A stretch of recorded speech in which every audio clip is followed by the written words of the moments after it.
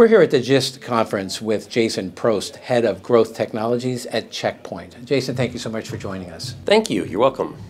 The question I'd like to ask you is, how can government agencies best address the top cybersecurity challenges mentioned at today's conference here at Gist? Well, I think that there are probably 4 key points that I'd want to share. The first one is it's pretty simple.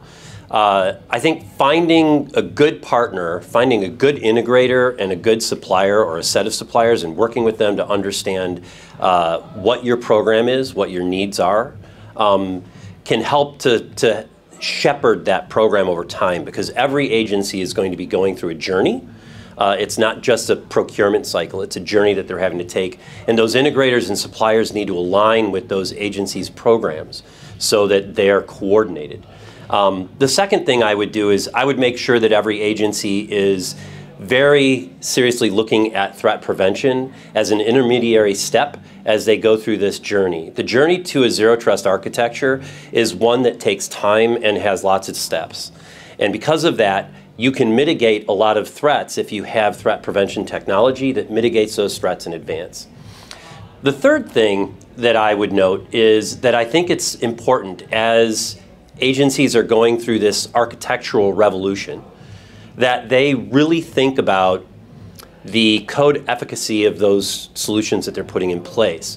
Part of the lessons that we've learned over the last 2 years is that you can import vulnerability without knowing it. That was part of what came with the SolarWinds attack.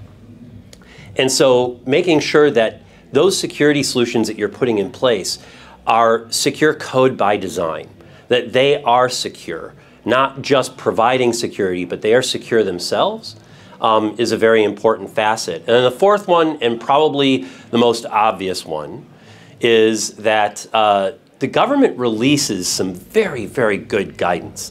Between the CISA papers that have been put out and all of the reference architectures that are there, and then the guidance that was put out in January of this year, that guidance paper in January is fantastic. In a very short period of time, it breaks down the different things that they need to do, the steps that they need to take, the things that they need to adopt, and that should be the starting point for those conversations with the integrators and suppliers. Oh, some great points. Well, Jason, thank you so much for taking a few minutes to join us here at the Gist Summit and just sharing some of your observations about better security. My pleasure. Thank you.